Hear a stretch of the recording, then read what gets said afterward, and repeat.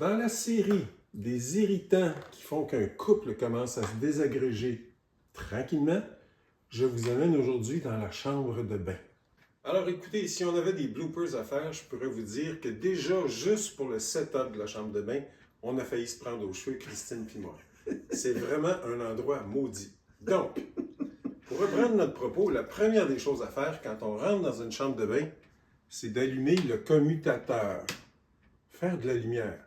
Ça va beaucoup mieux pour voir si, objet numéro 1 dont on va parler, le fameux couvercle de la toilette est baissé ou est ouvert.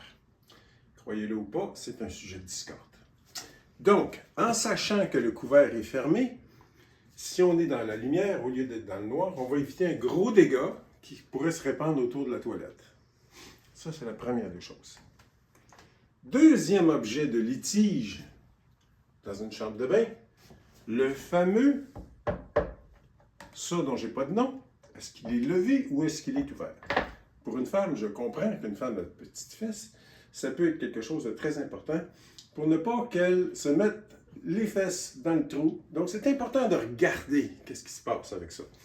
Et déjà, de ce côté-là, ça va éviter beaucoup de mauvaises surprises puis des disputes à n'en plus finir.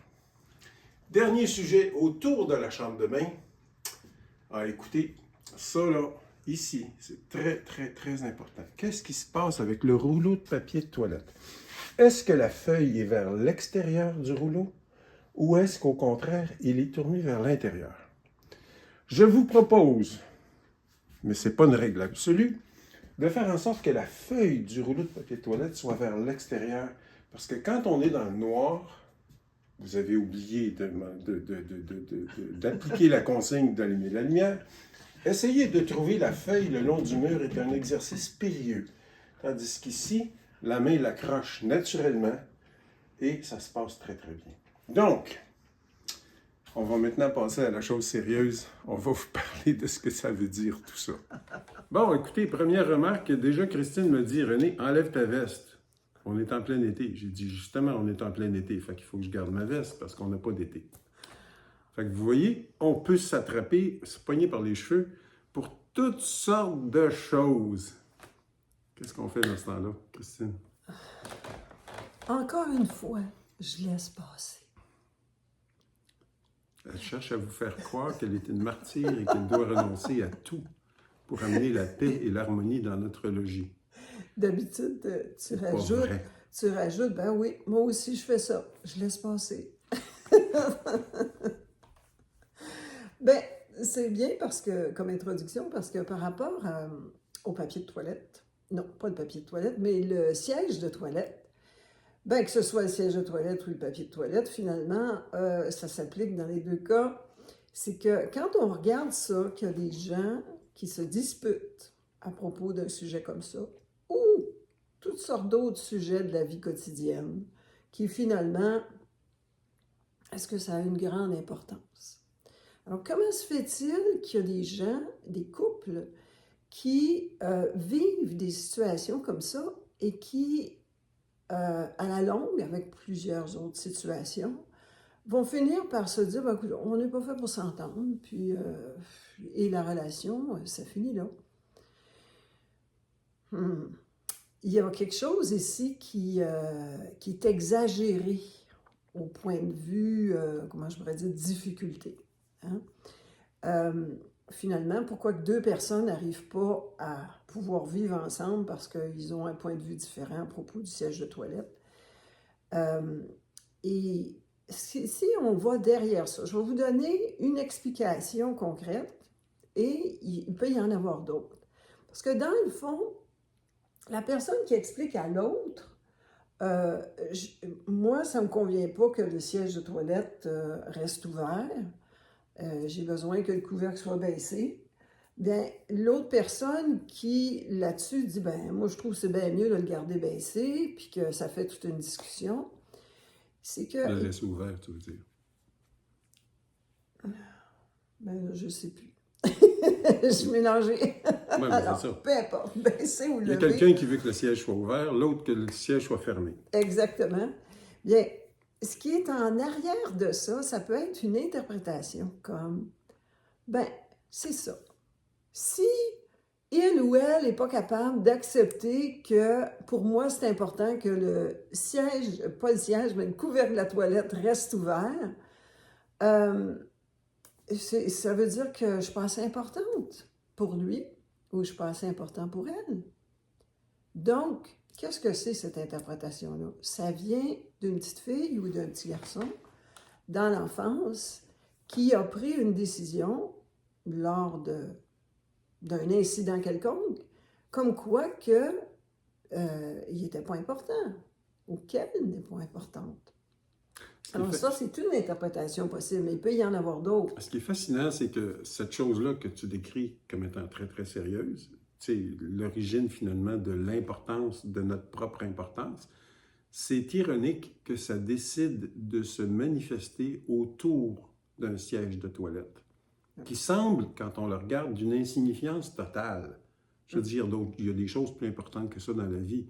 Mais quand des choses en apparence insignifiantes arrivent, pour moi, en tout cas, c'est un signal que ça recouvre quelque chose qui est beaucoup plus important, ce que tu es en train de décrire. Oui.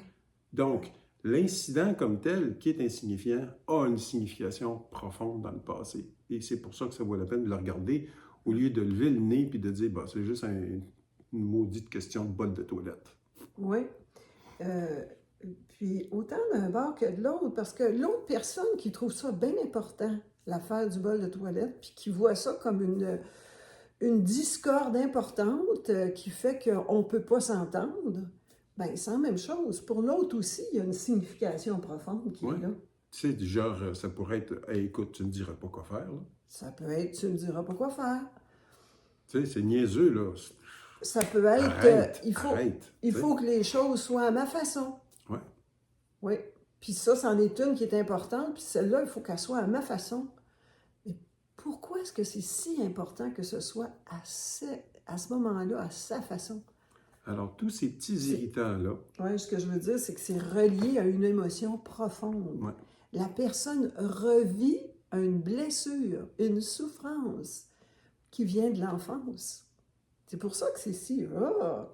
il y a toute une charge émotive qui est en arrière de ça.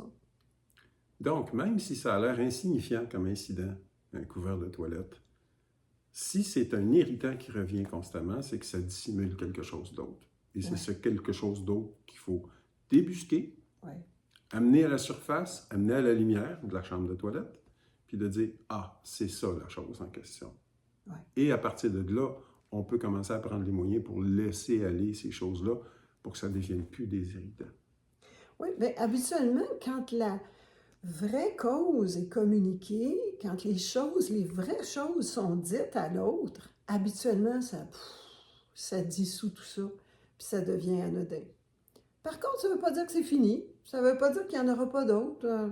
Nous autres, on est encore en train de s'irriter avec la conduite automobile. C'est là où on en est. Mais la toilette, c'est réglé. Mais on est capable d'en rire. On se voit être irrité par la façon d'être de l'autre. J'aime pas sa façon de conduire. J'aime pas sa façon de conduire. Et elle n'aime pas ma façon de conduire. C'est pas vrai.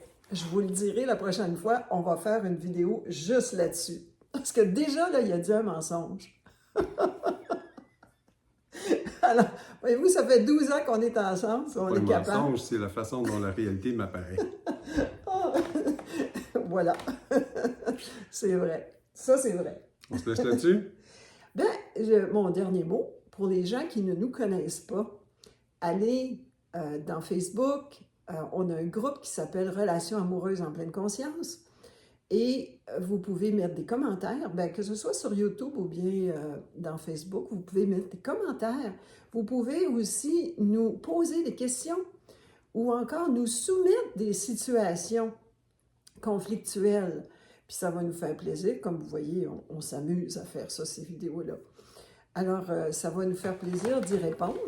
Puis parfois, bien, ça va donner justement le sujet d'une autre vidéo. Et finalement, ça rejoint beaucoup de gens. Alors, suivez-nous, Relations amoureuses en pleine conscience. On a un site Internet aussi. Alors, à bientôt.